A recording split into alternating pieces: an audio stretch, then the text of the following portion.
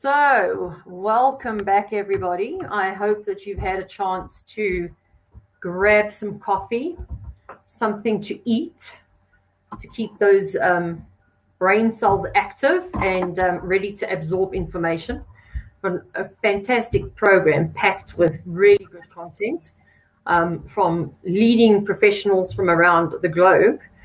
I did go and check in the lounge and the exhibition booths, and I see a number of you are hiding, but I will find you at some point during the day. I will hunt you down. So I have the privilege of introducing to you for this session, Mark Morley. Mark joined OpenText in 2006, and in his current role, heads up the product marketing activities for OpenText's business network product unit. Mark also supports strategic marketing and thought leadership in areas such as digital transformation, Internet of Things, and blockchain.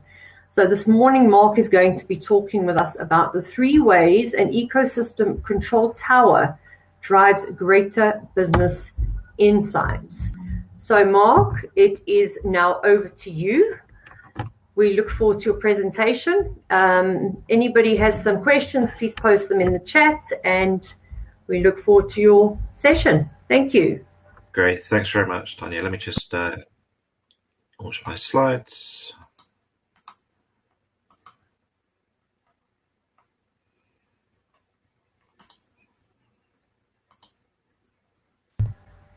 Perfect.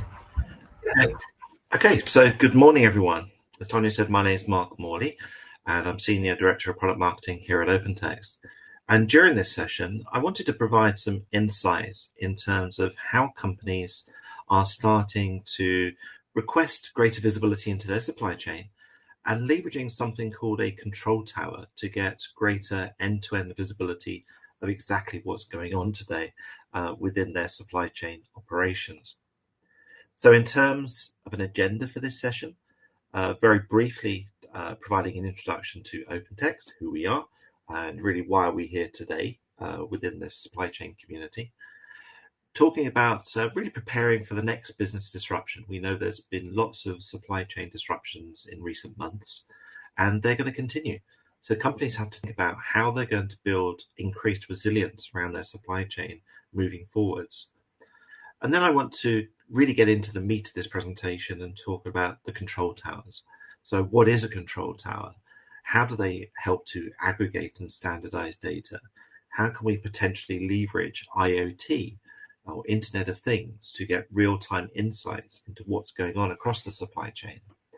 And then being able to use this kind of environment to quickly identify business pain points, disruptions across the supply chain, and how we can help build resilience to hopefully prevent or minimize further business disruption in the future.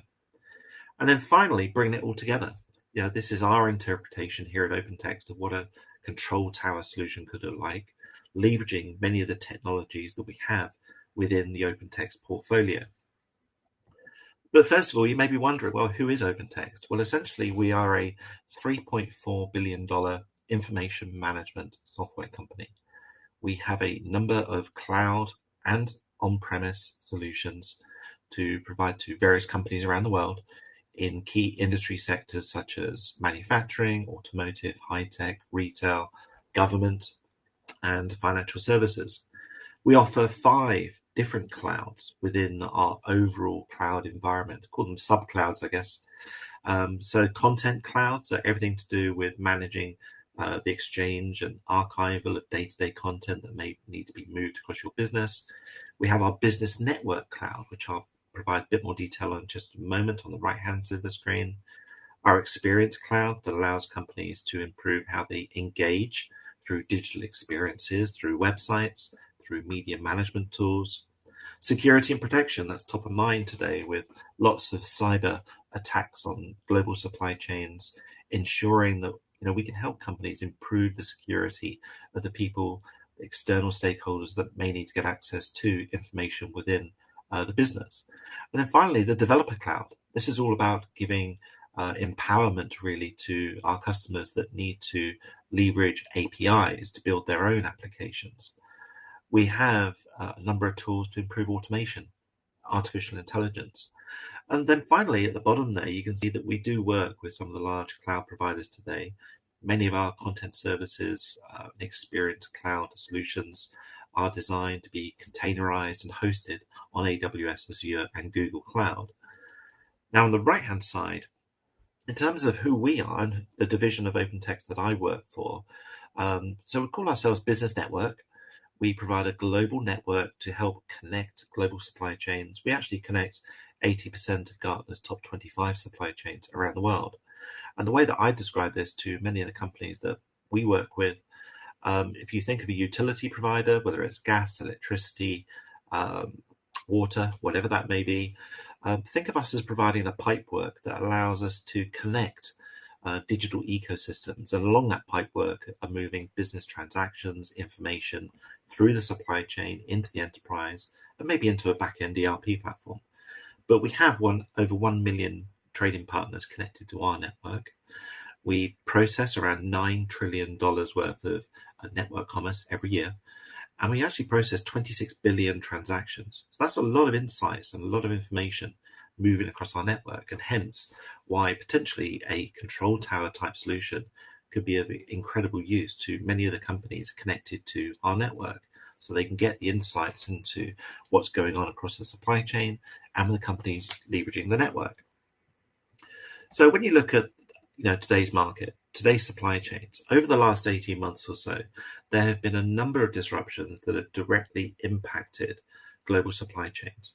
We all know about the impact of COVID-19 and the pandemic, but in Europe, more of a localized challenge with the UK leaving the European Union with Brexit, and UK-based manufacturers having to ensure that they can get the parts into the UK from mainland Europe and other parts of the world to support the manufacture of cars, for example, or to be able to import fresh produce for our retail stores and supermarkets.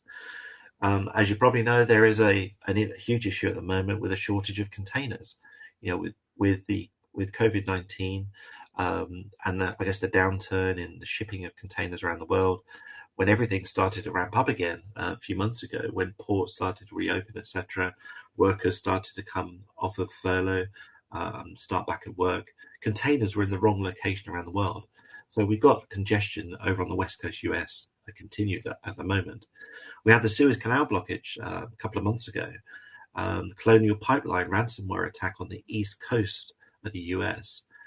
And then on top of this, because of all of the disruptions, the US administration certainly recognizes the challenges faced by North America supply chains, so much so that they're going to be investing $250 billion in improving North America-based supply chains and ensuring they're really not fit for purpose, but increased resilience across those supply chains to make them more secure and be able to be more protected against whatever disruption could come in the future.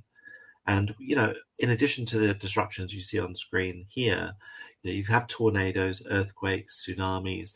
There's a lot going on today that impacts supply chains. So anything that companies can do to protect their supply chains, build resilience, and get increased visibility into what's going on across their supply chain is important.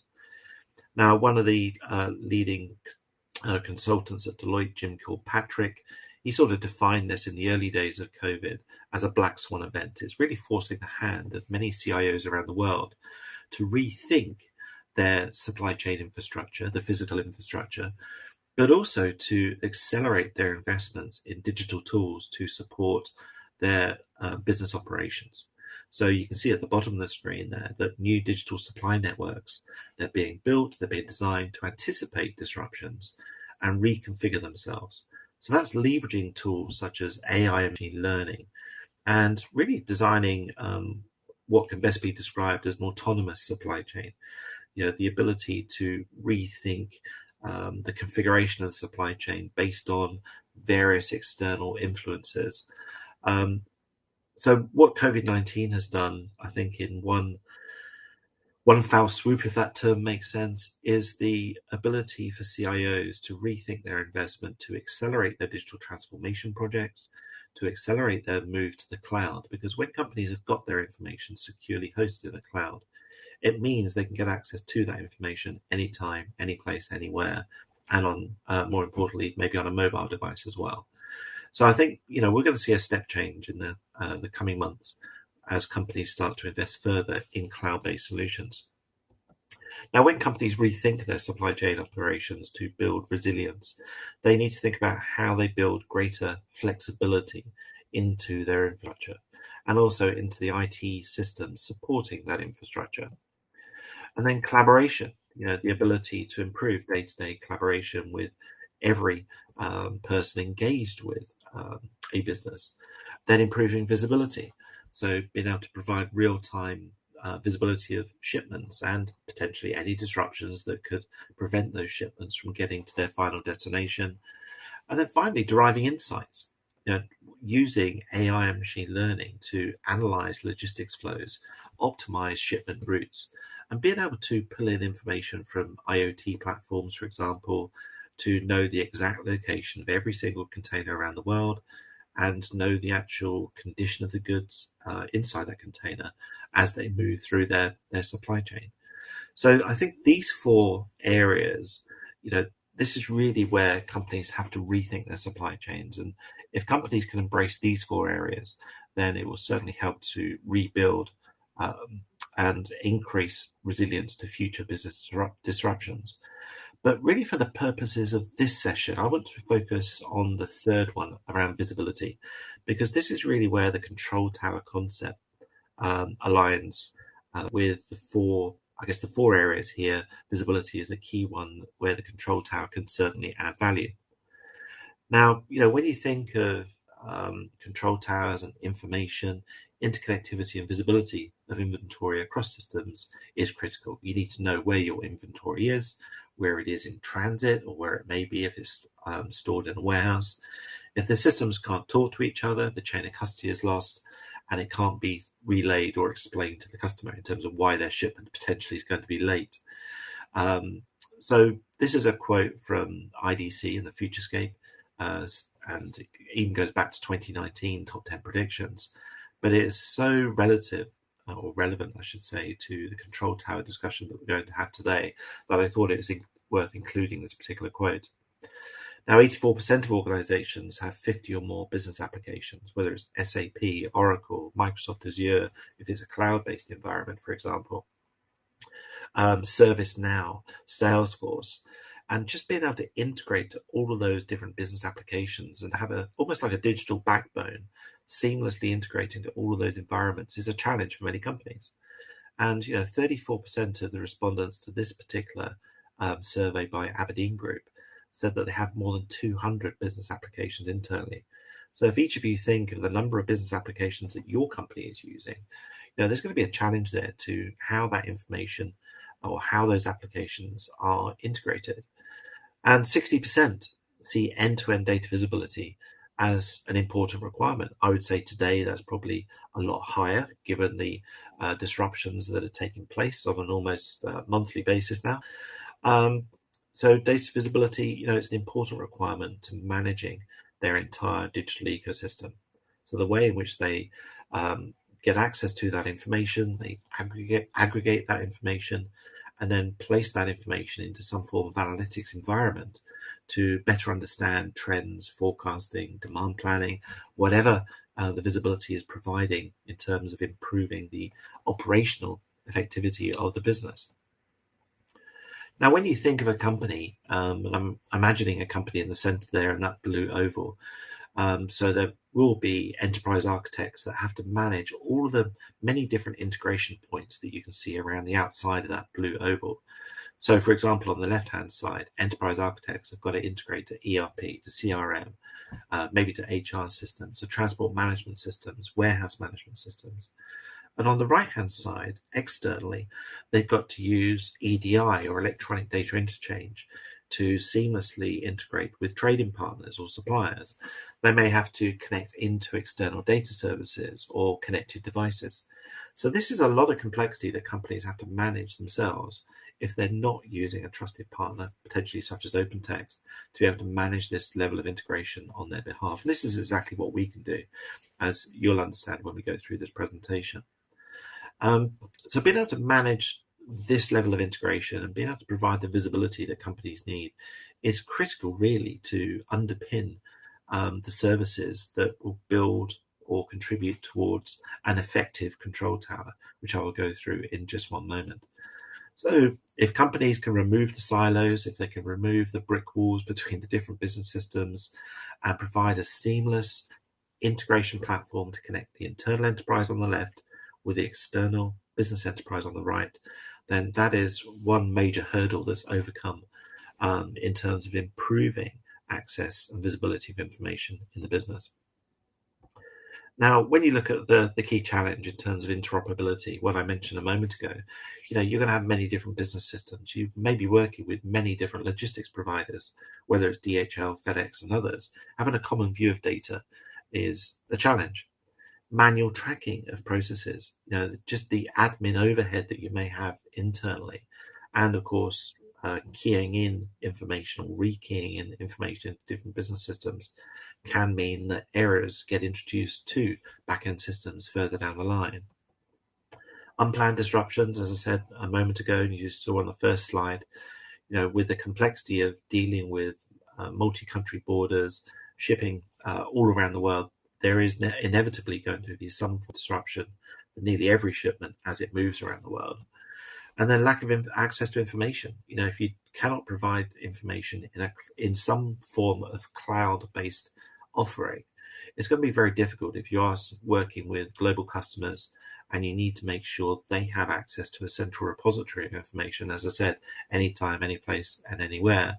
EDI and web portals, which are solutions that we provide here in OpenText Business Network, they only solve part of the problem in terms of transmitting business data, business transactions across the supply chains. The other half of this problem is really, as I said, that integration to the back-end business environment. Now, when we look at a control tower and its definition, this is how Gartner defines a control tower. It's really the result of a combination of people, process, data, and organization facilitated by appropriately combining technology elements, as you'll see a bit later, to achieve smarter decision making. And those with access to Gartner reports, there are a number of control tower reports in their portal, which I think you'll find of interest. But essentially, control tower has to be able to sense, it has to be able to see the shipment and where it is. And this is where IoT certainly comes in, providing that real-time information. Analyze, be able to process it, receiving that sensor data, being able to aggregate that information maybe into a data lake that you can leverage for historical analysis at a later date. Being able to predict, what if I add 2 further suppliers into my supply chain in China to help accelerate and acquire more product for manufacturing my end product, whatever that may be, to solve, to be able to act on it, to be able to look for errors and exception management, and be able to go through what if type scenarios, being able to execute and respond to it, leverage a collaborative intelligent response framework, and then finally learn. As I said a moment ago, being able to have a data lake that retains all of this information year on year, so you can actually learn whether your supply chain is improving through the various processes and information that you're able to capture through this type of control tower environment. So in terms of the 3 ways through the title of this particular session, how does an ecosystem control tower drive greater business insights? And you can see here that I've used the word ecosystem as opposed to supply chain. Supply chain control towers are very popular. However, they focus primarily just on the external ecosystem. And here at OpenText, we have the ability to integrate to SAP, to all of those internal systems as well, and provide that unified integration platform to be able to work with literally any company in the world. So really, the ecosystem control tower looks at the visibility of information flowing within the business and flowing externally to the business as well. It helps to aggregate and standardize data from internal and external information sources, helps to improve supply chain visibility by leveraging real-time data from IoT connected supply chain assets, and also helps to quickly identify business disruptions and accelerate business recovery. So let's take each of those in turn. The first stage, really, the control tower, is just simply ensuring that you are electronically or digitally connected to every trading partner that you need to receive goods from. And this is important. It provides the foundation, really, for how information flows digitally across the supply chain and how that control tower can receive that digital information and then process it. If 50% of your trading partner community, for example, is still using or are using paper-based documents across the supply chain, that's going to be really difficult unless you're going to scan that information in and convert it from paper to a digital format. That's going to be really difficult to process from a control tower point of view. So this is really why it's important to digitize all the information, ensure you can connect electronically with 100% of the trading partner community, but also ensure you've got seamless integration to SAP S/4HANA, to Oracle NetSuite, or Microsoft Azure, or Dynamics, I should say, 365. So being able to get seamless access to those enterprise systems is important. So as I said a moment ago, being able to digitize the ecosystem you may be working with, providing a digital backbone between the raw material provider on the left-hand side right through to the retailer and the consumer on the right-hand side. So ensuring that every single information flow is captured electronically means that the overarching control tower has got this view, if you will, of what's going on at what time, at what point in the supply chain. So this is why having the digital backbone is so important and being able to connect the supply chain electronically. Now, our backbone, represented by the blue oval in the center there, connected to our network. So essentially, we allow companies connect to our network once, and we can provide the integration to SAP, to Oracle. We've got years of experience of integrating to many other business applications that are out there today, providing that seamless integration. Even if your business doesn't have that expertise, we can certainly provide that. And on the right-hand side, being able to onboard and connect to maybe tens of thousands of suppliers, that's what we can do through the services that we provide. So what we're providing is this digital backbone to seamlessly connect the internal enterprise on the left-hand side with the external ecosystem on the right-hand side.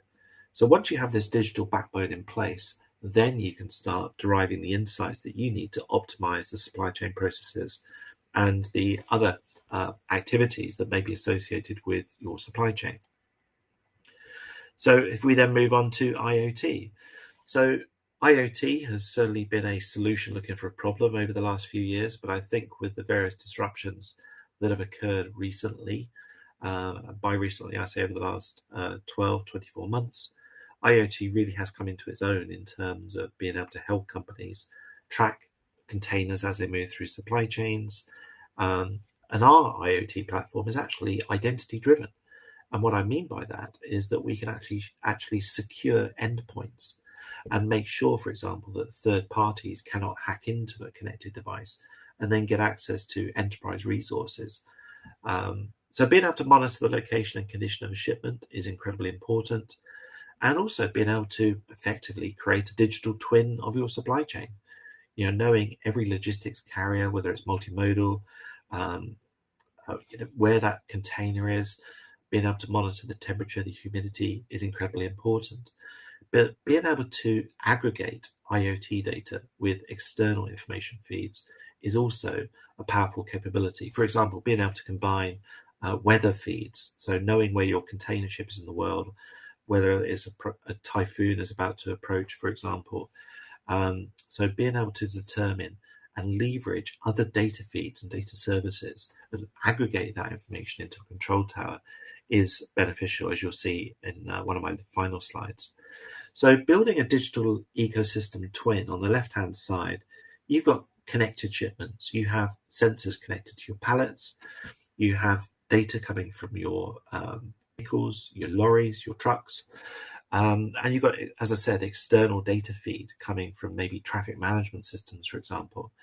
All of that information can be aggregated on step 3, where we can actually aggregate that information into a single platform that on the right-hand side provides real-time insights into really being able to monitor the pulse of your supply chain, what's going on with the shipment, where is it at any location.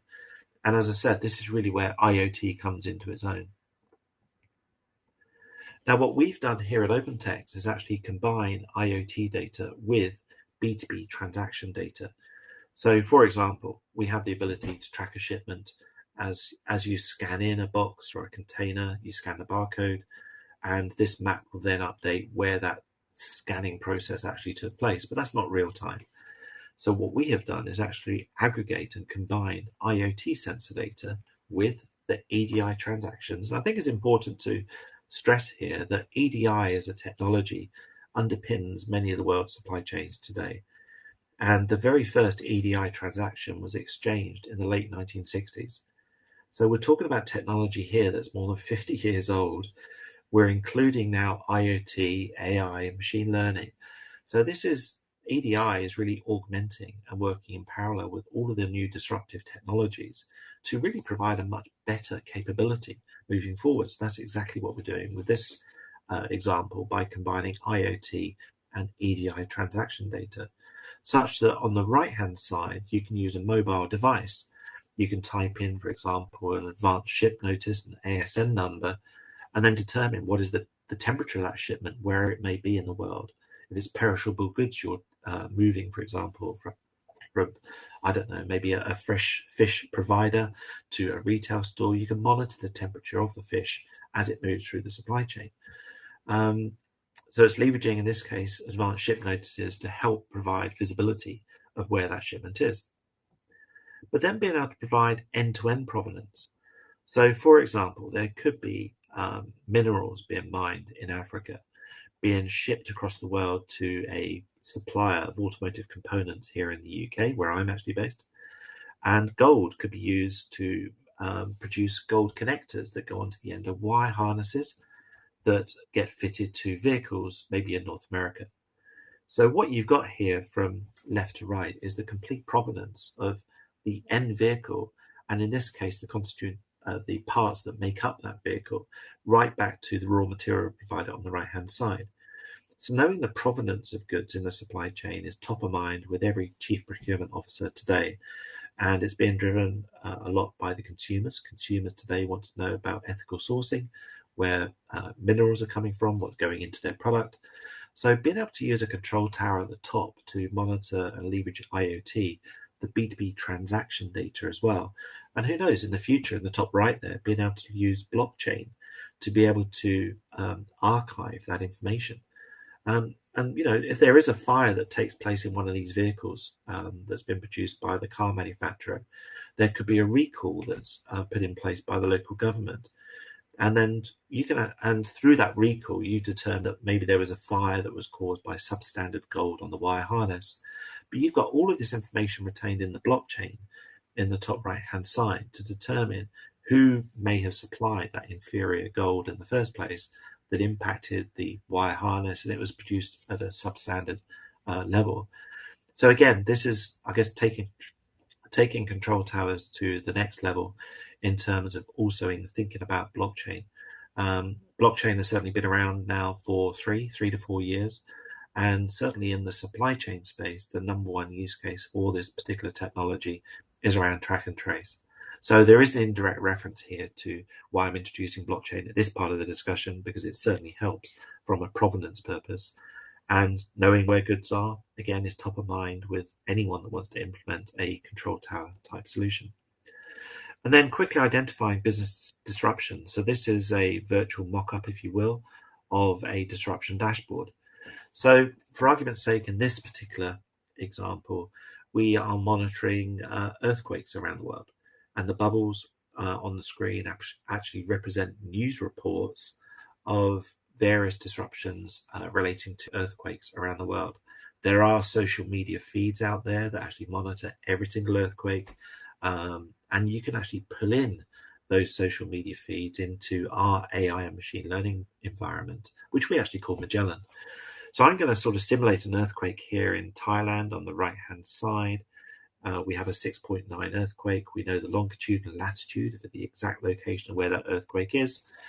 And if I zoom into that earthquake area, being able to determine very quickly which suppliers have potentially been impacted. I mentioned earlier on about the need to have improved collaboration across the supply chain. So having all the address details, the contact information of every single trading partner in your supply chain community. So in this case, being able to identify that we've got 7 suppliers that have potentially been impacted, we have a dual sourcing strategy in place, and we have 4 alternative suppliers shown by the green pins on the map that we can really obtain alternative goods from if we needed to. In the top right, we are connected to other data services.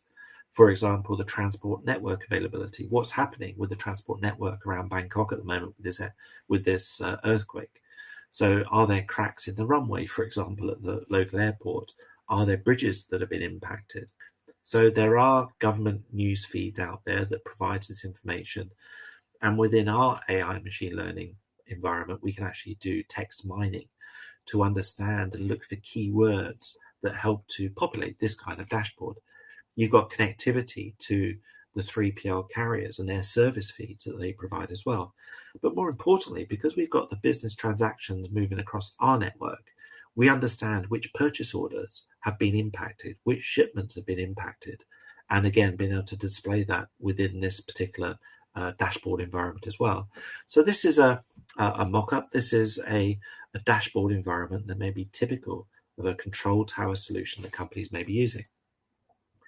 And so bringing it all together in terms of a control tower solution, if you imagine the control tower representation that you see there, in the top of the control tower, you've got the business users, you've got the technical users, and also the external stakeholders, the partner users. Now, before they get access to any information associated with the ecosystem, the supply chain, or the internal enterprise, you need to give them permission to be able to look at that information. And this is really where identity and access management comes in, being able to securely provision digital identities to every user in the ecosystem that needs to get access to information. Once they're provisioned, once everyone has their profile, then in this case, they can get access to, starting from left to right, they can get access to an advanced AI and machine learning platform. Now, we have our own platform, but we appreciate that many companies have their own platform, which could be Click, Burst, Tableau, whatever that AI platform is.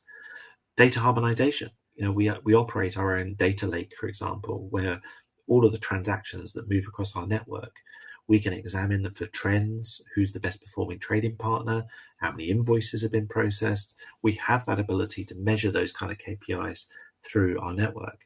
Implementing workflows and orchestration, making sure information goes to the right person for approval in the business, for example. IoT, shipment and visibility, what I discussed just a moment ago.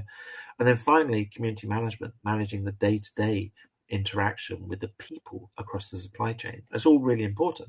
Many people think about the IT aspects, but you have to think about the people-to-people relationships across the supply chain as well.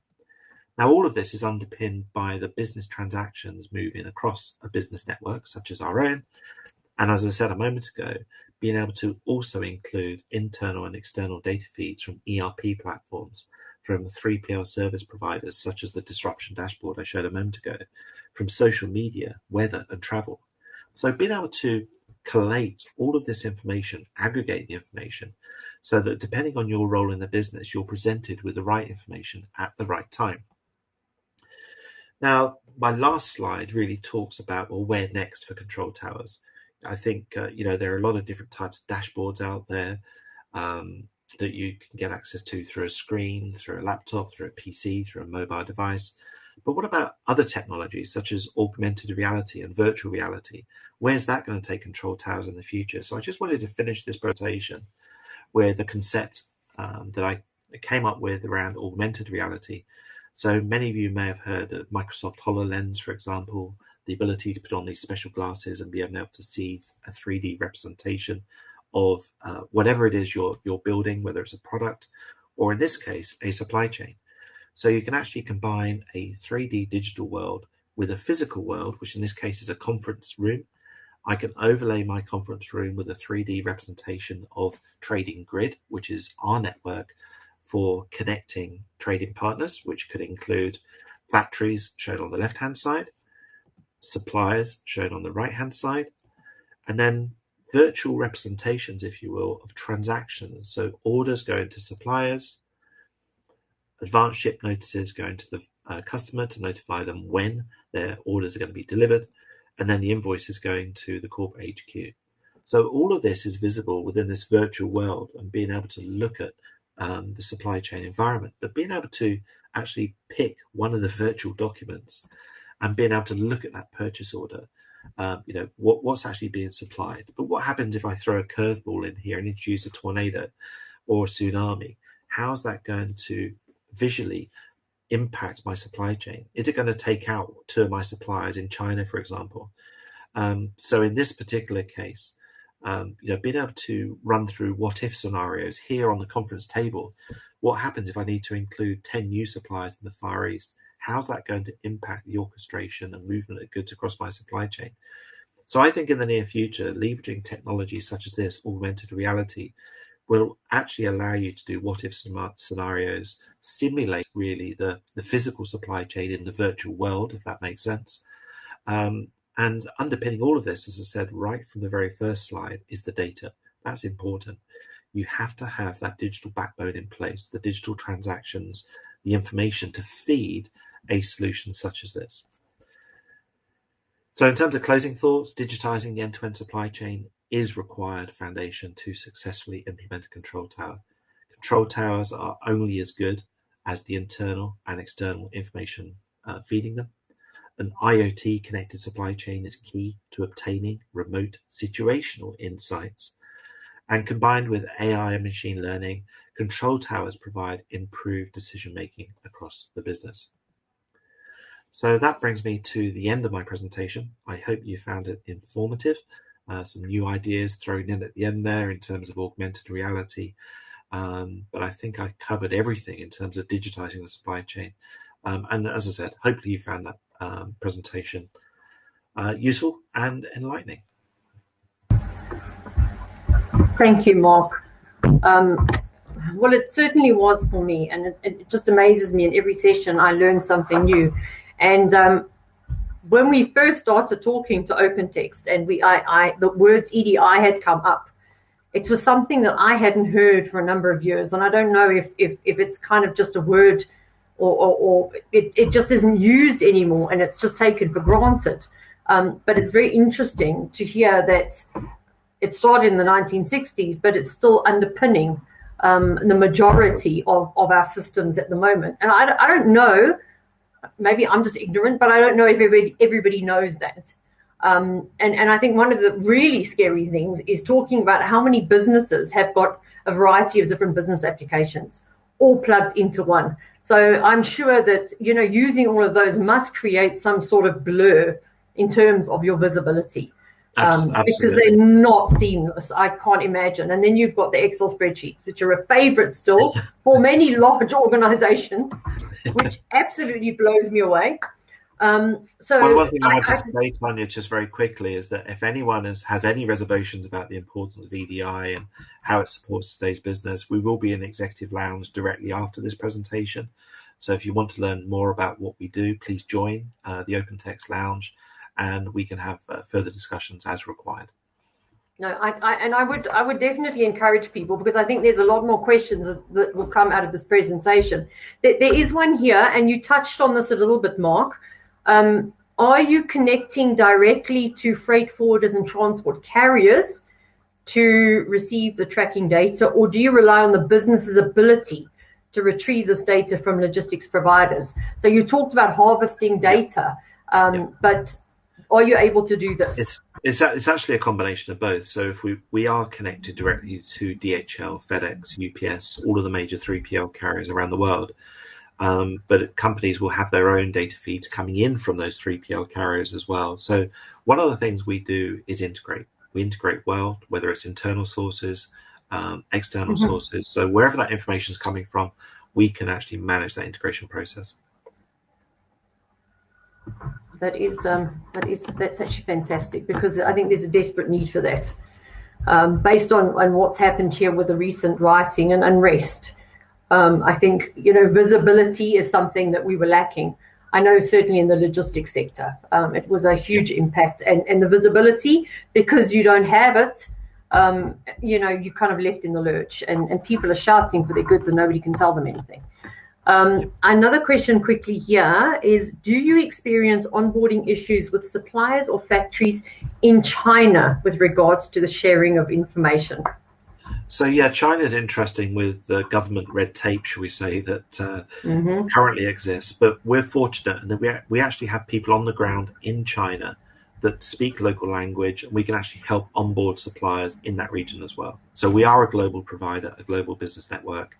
Irrespective of where your suppliers are based, we can help onboard those trading partners, even in China, South America, and other corners of the world as well. Okay, fantastic. And just a comment, thanks speaks a lot towards the digitization of the ordering and in-transit tracking processes. Does OpenText extend into long-term planning horizons? Yeah, so the challenge we have is that we do not offer demand planning, forecasting type solutions. But what we do provide is the data that can feed those systems, and we can integrate to those business systems as well. So I would argue it's actually the data that's more important than maybe the demand planning or the forecasting solution. Those solutions are only as accurate as the data feeding them, and that's what we can provide. We can check the quality of the data as it moves through our network and ensure it is accurate and can reach those back-end business systems as well. Yeah, well, that makes a lot of sense to me. So I hope that does answer the question. So Mark, thank you so much. Thank you. I myself thoroughly enjoyed the presentation. Can I have a virtual applause, which I think is just thumbs up from everybody in the audience? Because we can't do it like we used to do it anymore. So yeah, very interesting, very thought-provoking. I think people are going to have a lot of questions following this conversation, especially on what could be done that they possibly haven't thought about. And your bit about the end of the simulation type of activities, I mean, that would be absolutely incredible when that does happen. Yeah. So lots to look forward to. So thank you for your expertise and your time. And I encourage any of you in the session that have got questions for Mark to visit their meeting room. And he is going to be there for how long? I think it's 20 minutes or so, 20, 30 minutes. So I'll be there. Okay, perfect. And if you've got other questions, please feel free to visit their booth, and one of the people on the ground will be able to assist you. So thank you all so much. You have a 10-minute gap to get to your next session. And don't forget to complete the poll, please, on the right-hand side. We need feedback, and our speakers enjoy feedback too. So thank you all. Thank you, Mark. And thank you very much. I will catch you all in the next session. Bye for now.